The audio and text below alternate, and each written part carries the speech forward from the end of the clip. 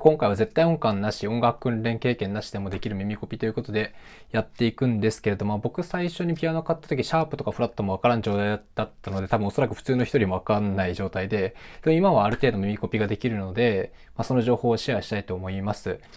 で、注意点が3つですかね、多分。3つあって、1つ目はもう、僕はちょっとピアノの技術的なところに関してはマジで下手で、楽譜も読めないですし、運指とかね、運指とかもわかんないので、そういう技術的なところはちょっと無視して、真似しないでください。で、この動画は耳コピってそもそも何から始めればいいのとか何やればいいのっていう本当の初心者が見てもわかるようにするつもりなので、ある程度わかる人はその適宜ね、チャプターをつけるので、チャプターを活用して必要な部分だけ参照してください。3つ目、目指すレベルですね。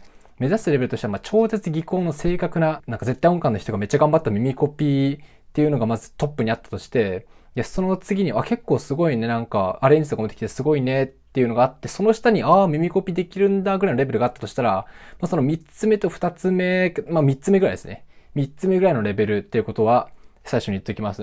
ただ右も左もわからない初心者には、有益な情報を届けられると思っています。はい、前置きは以上ですね。じゃあ早速、スタートします。で、いきなりなんですけど、残念なお知らせがありますね。耳コピに入る前に一つだけね、獲得していただきたい概念があるんです。それが調整という概念ですね。結局知識いるんじゃないかと。そんなの覚えるのめんどくさいから早く耳コピやると言うかもしれないですけど、調整をね、知らない方がめんどくさいんですね。はい。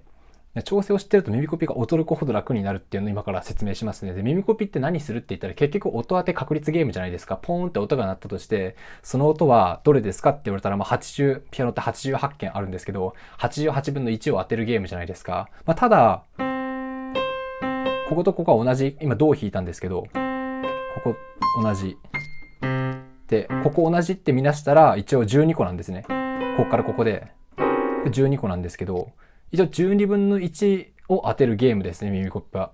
基本的には。で、12分の1が調整という概念を知ることによって、なんと7分の1にまでなります。別に絶対ではないんですけど、大体7分の1の確率ゲームに落とし込むことができます。で、実際にどういう調整を今から説明するんですけど、これちょっと聞いてください。これは、皆さんよくご存知、ドレミファソラシドですよね。じゃあ次は。次。これ絶対音感ない人だったら、全部ドレミファソラシドに聞こえません？聞こえますよね。僕は聞こえます。今、ドレミファソラシドを3つ弾きましたね。じゃあこのドレミファソラシドいくつあるでしょう？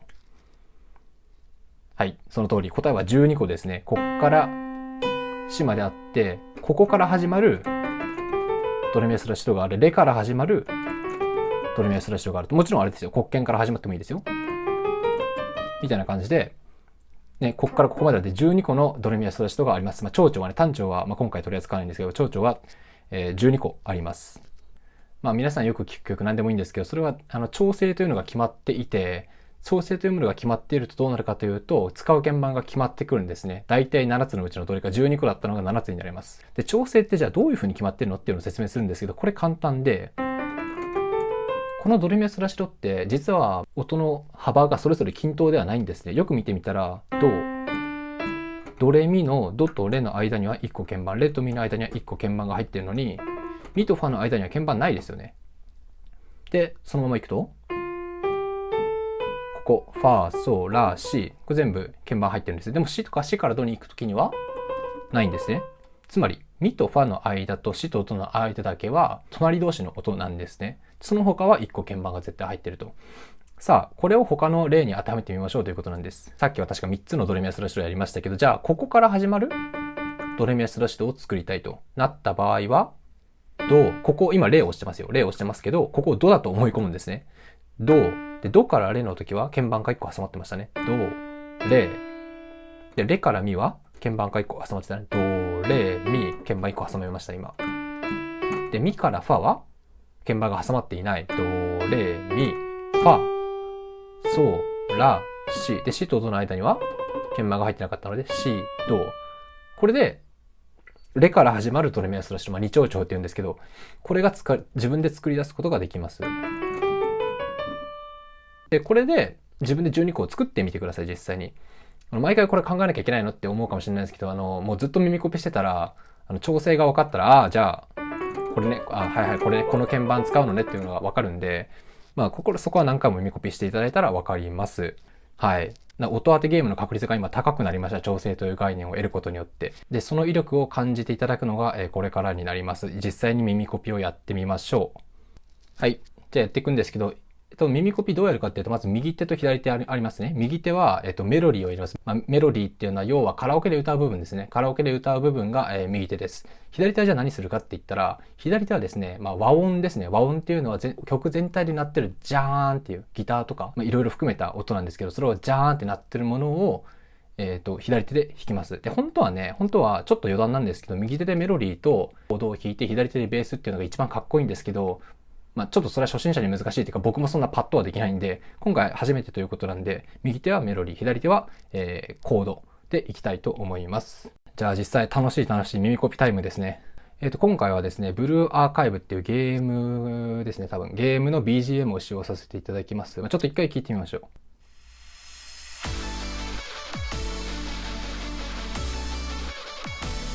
かっこいいですね。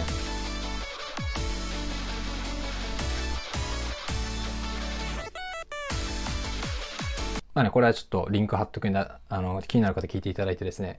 で、大事なのが、今これ、僕この曲100回以上、多分200回以上聴いてるんですけど、当たり前なんですけど、めちゃめちゃ聴いてる曲を耳コピしましょう。なぜなら、全然聴いてない曲だと、まず記憶するところから始めなきゃいけないんで、とりあえずいっぱい聴いてて、メロディーを絶対口ずさめること。つまり、今回だと、今回歌ないんですけど、タラタタラタタパパパパパパパタラタタタラタタパパパパパパパンっていう風に次に上がるか下がるか分かるわけですね。もうこの時点でめっちゃ聞いてるんで、どの鍵盤かは分かんないんですけど、動きは頭に入ってます。それが大事です。メロディーをまず耳コピしていくんですけど、メロディーの僕のやり方、いろんなやり方あると思うんですけど、僕のやり方は音楽を流しながら適当に鍵盤で音を叩いて当たった音から調整を推測するっていうやり方です。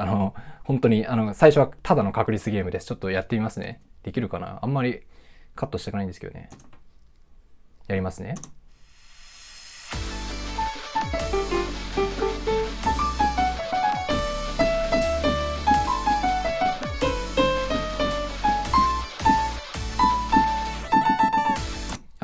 ラありましたね。今適当に弾いてて、ラがたまたま、偶然です。今超適当に弾いてて、たまたまラが当たりました。で、ここで調整の出番です。ラがあったということはですよ。例えば、このドレミアスラシドは多分ないんですね。100% じゃないですよ。ここに注目。入ってないですよね、ここのラが。だから、今僕の頭の中では、ここはないかなとかね、これもないかなとか、すごい絞れるんですよ、調整があることによって。もうちょっと、あと2つぐらい欲しいですね。もうこれゲームですね、音当てゲーム。ここなんですね。これちょっと、難しいかもしれない。ここでここも最後なんですね。レがありますね。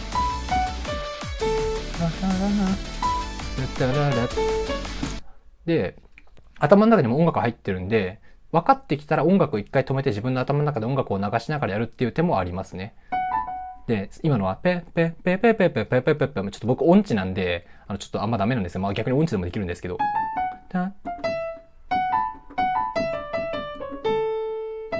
違いますね。で、ラとレが入ってることが今分かったんで、これかなとかね。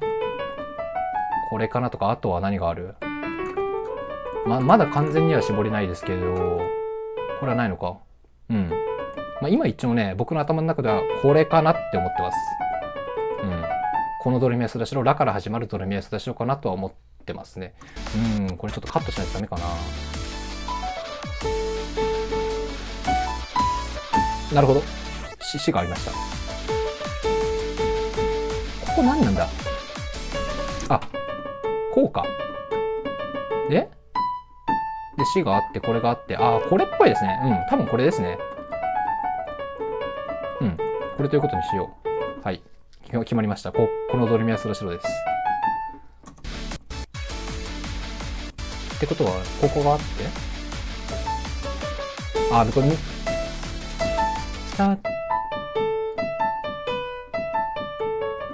これじゃない？これじゃないの？ちょっと音楽に合わせてみましょう。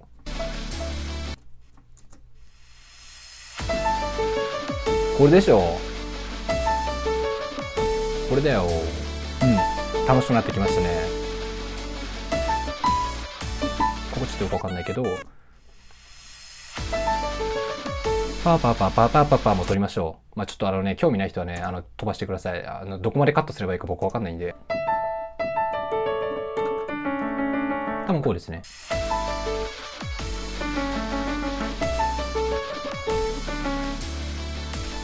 タンタララララララですね。タララララララ、タララ、タララ、ここは一緒で、タラ。これだ。はい。できました。確認。弾くのが難しいんだけど。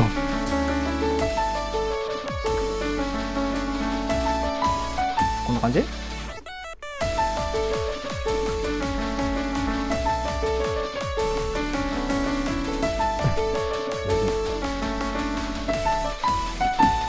なるほど。で、一回もう分かるとね、違う。まあ一回分かるとね、もう分かっちゃうんですね。調整が分かってるんで。左手もやんなきゃいけないんで、あんまり長くするとダメなんで、左手に行きましょうか。とりあえず右手は、今みたいな感じで、いつもやってます。で、問題左手なんですけど、左手ね、さっきコードを取るって和音を取るって言ったんですけど、和音っていうのは、じゃーんとかね。そう。で、左手は和音を取ります。ジャーンって鳴らすんです。ジャーンって鳴らすんですけれども、コードっていうのは基本的に一番下の音がベース、ブンブンブンってやつですね。基本的に音楽の中で一番低い音、ベースが鳴ってて、ベースに音を重ねることで、和音が構成されるんですね。だからその一番下の音であるベースを取りに行きます。で、どうやって取るかっていうと、これ地味絵になるんです。メロディーと正直一緒なんで、まあ一応やりますね。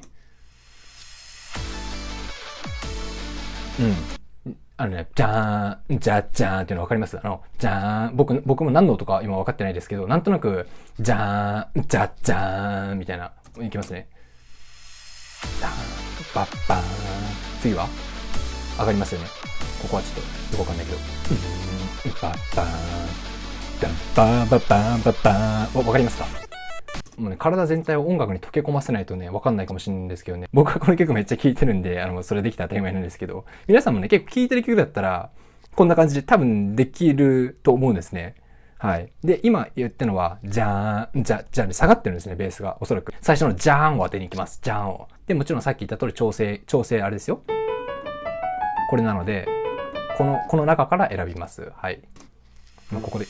違いますね。違いますね。もうこんな感じですよ。本当に絶対音感ないんだからしょうがない。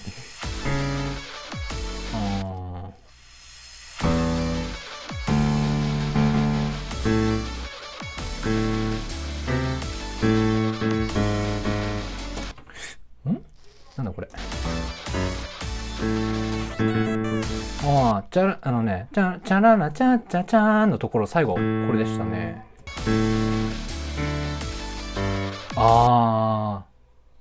ですね、僕じゃあ間違ってますわ。さっき説明したのこっちでいいか。この調整って言いましたね。だからここ入ってないんですね、この調整は。でも今ベースやってたらなんか合わねえなと思って試しにここ押してみたら一番最初のジャーンってやつがこれでしたね。ということはですね、間違いを修正する人からまあね、こういうことはよくありますね。これなんじゃないですか、多分。はい、失礼しました。まあ、よくあります。で、ここはラでしょ。で、ここは、こうなってるんですね。ベースってメロディーほどぴょんぴょんぴょんぴょん飛ばないんですね。だから慣れたら意外とすぐできたりします。こんぐらいだったら。でね、今お気づきになりましたかね。じゃーん、じゃーん、じゃーんのところですね。じゃーん。ここ。お気づきでしょうか？ないんですね。はい、これ入ってるんですね。そう。だから、絶対じゃないっていうのはこういうことですね。まあ、これが入ってることによってね、かっこよくなってるんですけどね。で、ベースが、じゃーん、じゃバーン、バーン、バッバーン。こうなってるかな？バーン、バッバーン、ナーナーナーになってますね。でですね、これを右手と左手で一回合わせてみます。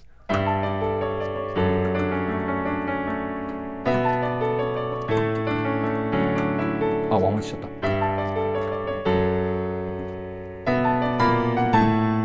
これだけで、あ、曲だなってわかりますよね。うんうん。これがね、楽しい。そう、楽しくなってきたでしょ？まあ僕が楽しくなってるだけなんですけど。はい、次。今、ベースを取りました。じゃあ、いよいよコードです。和音です。和音はどうするかというとですね、和音って本来、まあ、3つ、4つ、5つとかなったりするんですけど、今回はまあ、初心者用ということで、3つに絞りましょう。つまり、3つというのはですね、まあ、本当は、こういう和音なのかもしれないけど、これでごまかすってことです。響き違いますよね。響き違いますけど、これ合ってたら、ちゃんと曲として成り立ちますね。で、慣れてきたら、なんか違えなってなったら、自分で入れてみてね。耳コピー慣れていったらね、そういうことを、高度なことをどんどん挑戦していけばいいと思います。今回は3つに限定しますね、和音を。で、ベース音に重ねるってさっき言ったんですけど、ベース音が今、最初がこれだったんで、これに、音を2つ重ねます。3つって言ったんで。で、重ね方に関しては、メジャーとマイナーっていうのを覚えていただく必要があるんですけど、まあ、これは全然覚えるほどでもなくて、こうありますね。これで、そうなんですけど、これのメジャーコードを作るってなったら、間を3つ開けて、ここ。そこから2つ開けて、ここ。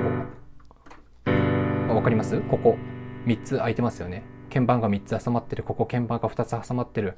この構成の仕方がメジャーです。だから今たまたまソが一番下ですけど、ドでやるんだったら、レだったら、で、まあ、こういう風にね。っていう風にやっていけばいいだけですね。マイナーコードに関しては、メジャーコードの真ん中の音を半音下げる。半音って一つ、隣の一つ下の鍵盤に移すだけです。メジャー、マイナー。なんとなくマイナーの方がね、悲しい感じしますよね。で、今なんでこれやったかっていうと、最初ジャーンってなってたでしょ？ジャーンってなってたベースにくっつけると、いい感じじゃないですか？でなんで今メジャーを採用したのっていうと、またここで調整が出てきます。調整を変えてみると、まあ、ここのね、ここさっき入ってるって言いましたけど、まあ、どっちかと言ったら、ここの確率は低いので、今は、メジャーを先に採用しました。で、こういう感じでどんどんいきますね。ダーン、バッバーンだったので、次ここで3つの和音を作ります。今度はメジャーかマイナーかどっちでしょうというと、これではないんですね。ここは入ってないので、このドレミアソラシドには入ってないですね。次はここだったんで、ここで採用すると、今度マイナーを優先的に採用します。ここは入ってないんでね。ちょっとしつこいですかね。しつこかったらもう飛ばしてくださいね。もうね、本当の初心者用にやってるんで。入ってないでしょこれ。だから、メジャーであるこのコードじゃなくて、こっちを採用しました。失礼。は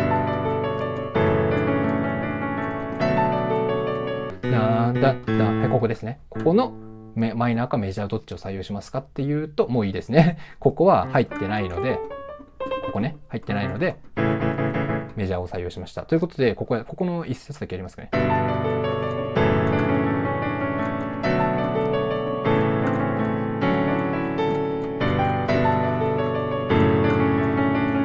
みたいな感じですね。いいじゃないですか。はい。いい感じになってきました。さあ、お待ちかねではない。一番重要ポイントというか、一番トリッキーなところですね。今回の曲の。さあ、これをどう処理するかなんですね。本当の初心者は飛ばしてもいいです、正直。本当の初心者は飛ばしてもいいけど、余裕ある方は、ここでもう一踏ん張りしてね、ドレミアソラシドにない音が出てきたらこう処理すればいいんだっていうのを今から説明しますね。ここで、これはよくあります。オーギュメントコードってコードにさっきメジャーコードとマイナーコードって言ったんですけど、もちろん他にもたくさんのね、名前がついてるコードっていうのがあって、その一つに、オーギュメントコードっていうのがあるんです。オーギュメントコードっていうのは、メジャーコードの一番上の音を一つ上げた音です。これがメジャーコードですね。もう一回さっきもおさらいしますよ。3つ挟まってますね。2つ挟まってますね。これがメジャーコード。で、メジャーコードの一番上を上げると、不穏な響きですね。はい。まず一つのコードとしてこれがありますね。本当はもちろんたくさんあるんですけど、代表的なのを挙げてます。もう一つ、次に、名前を覚えなくていいので、ディミニッシュコードっていうのがあって、これはどういうのかっていうと、間2つ、間2つです。わかります？ここ、間2つ、間2つと。本当はね、これとかもあるんですけど、置いといて、この2つを一回当てはめてみるっていうのはありますね。僕はこれだと思いますけどね。うん。あ、今ちょっと勝手に3和音って言ってるのに勝手に入れちゃってるんですけど、失礼。うん。いいと思います。次ですね、ここ。普通に採用するんだったらここでしたよね。ここは入ってないのでメジャーかマイナーどっちですかってメジャーを採用しますと。ここね。なるほど。いいんじゃないですかね。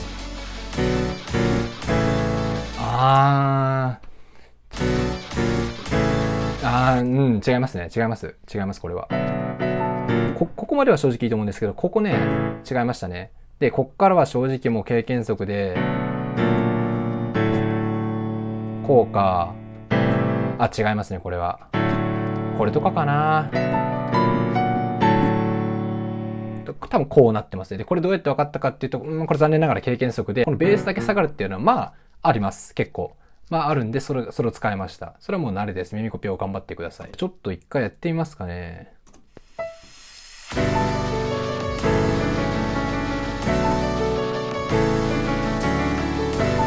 弾くのが難しい。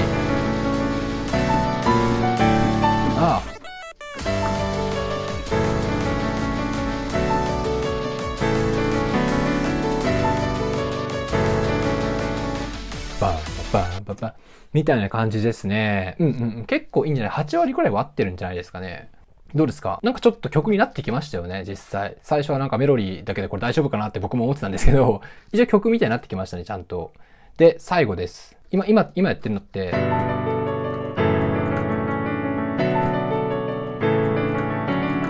みたいな感じで、左手が、じゃーん、じゃーん、じゃあ、ちょっとつまんないですよね。これでも全然いいんですけど、ちょっとつまんないんで、ここをどうアレンジするかっていう話も一応しますが、僕に聞くよりも、他の YouTuber の人の動画とか、ちゃんと音大生とかのやつ見た方がいいんですけど、僕は結構適当にやってます。適当っていうのは、今、最初の和音がこれだったじゃないですか。で、ここを、ここに持ってくるとかね。ちょっとそれっぽいじゃないですか。こことか。ここだったら、これだったんで、なんでもいいですけど、これとか。